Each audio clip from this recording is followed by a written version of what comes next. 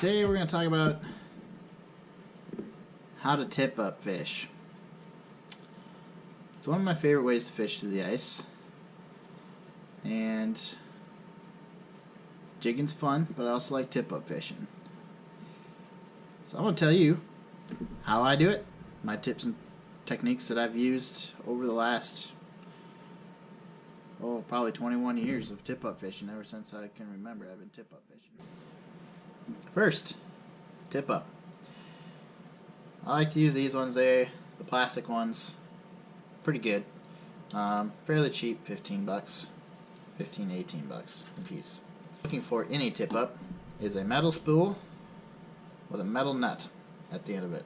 I fished with some plastic ones and I destroyed them pretty quickly. I put on 20-pound ice line. You can buy that at any store. 20-pound ice line. I'll throw on a little bit of a sinker there and a treble hook. This one doesn't have a leader or anything on it. I just haven't set it up. So I got a couple set up with a steel leader for pike, and then I have a couple set up with a clear leader for walleye. You never know what you're going to get. So that's basically all I do with that. So as long as this is all metal, this can be whatever you want. And it lasts a lot longer than the plastic ones. They get brittle and they break off part of the spool a little bit somewhere. If you're bringing them out to the lake or transporting them back and forth, they just break real easy. And that's why I spend the extra money. Make sure I'm looking for steel or metal on metal. You may wonder, you might get a new tip up like I'd have, and when you set it up, you can't see the flag because it's all spooled up like this. You got a tip to get these to unspool is getting something that you already have in your tackle box, most likely. Split or sinkers with the gap in between. What I'll do is take my pliers, spread them up a little bit, and attach them to the end of the flag. Put a little bit of weight on it.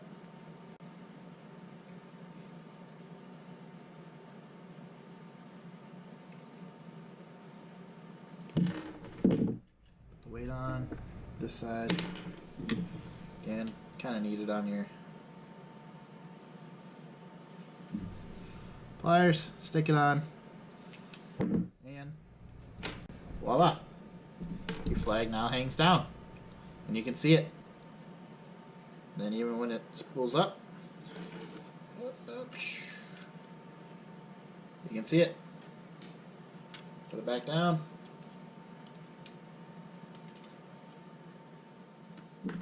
There we go.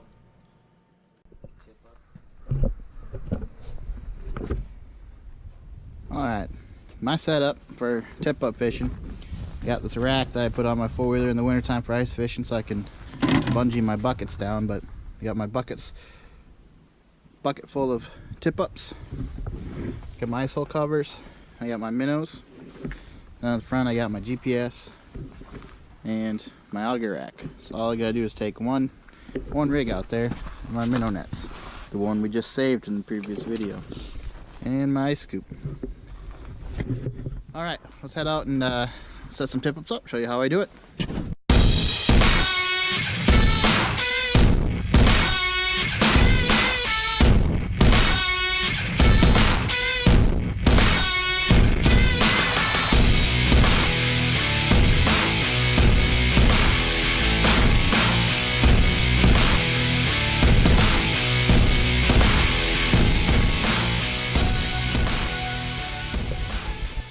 Alright, here at the first spot, I already had it from last time I went out fishing, but I have a stick up to mark where my tip up's at, so nobody runs into it. And we're sitting right at the edge of that 8-foot line, right in the deep water. So, first thing I do is drill a hole.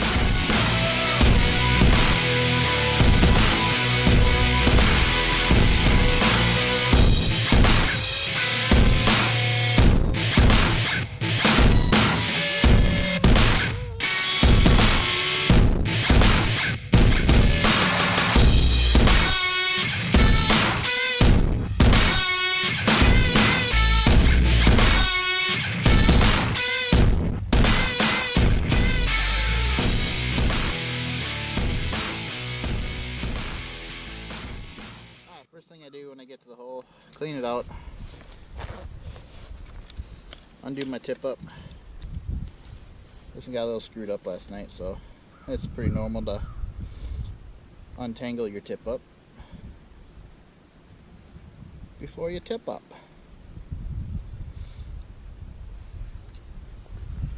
First I'm going to do is take my depth bomb, hook it on, drop her down. What I'm going to do,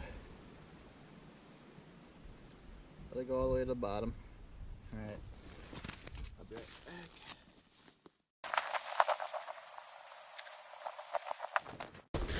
back. Alright, our goal is to find the bottom.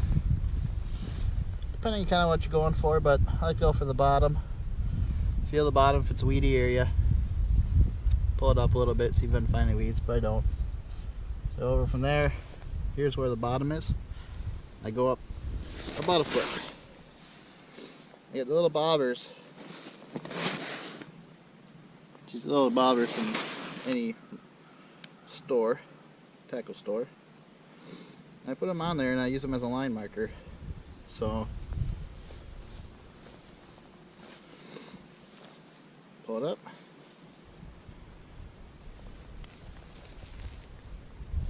Use it as a line marker to mark fish. So when fish come up, if they come and bite it, you can see how much line they actually pulled out. See maybe if it's a minnow trip, maybe a minnow tripped it, or a fish actually has it, or how long they pulled it out, or how far they have it out.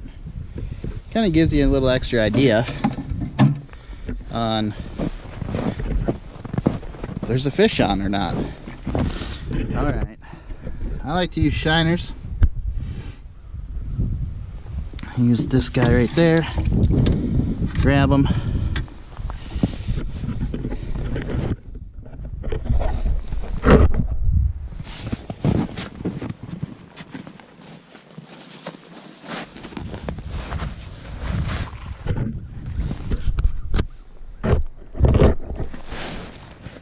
Take the shiner. I like to use shiners because we catch walleye and northern up on this lake, so you could do this with smaller treble hooks with any other lake. Take them right in front of the fin there, and then a little secret trick, nip the tail. I do that because it helps with less minnow trips, and it creates kind of like an injured bait fish type look. You know, an injured fish, easier meal for the northern walleye to eat. So after I drop, oh,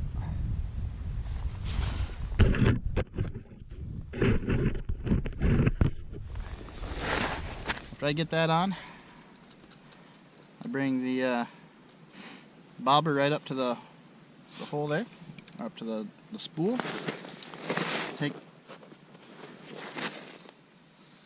Take my cover and I stick it on.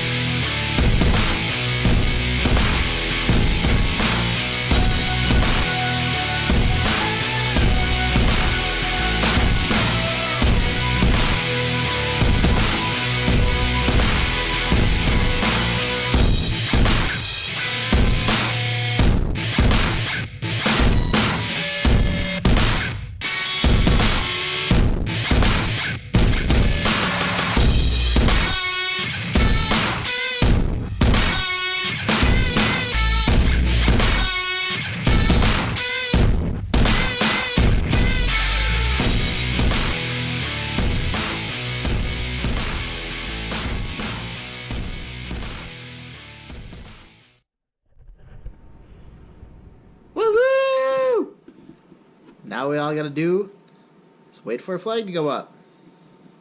That's the tough part. The rest of it's hard, or easy. This is the tough part. Waiting for those darn flags to go up.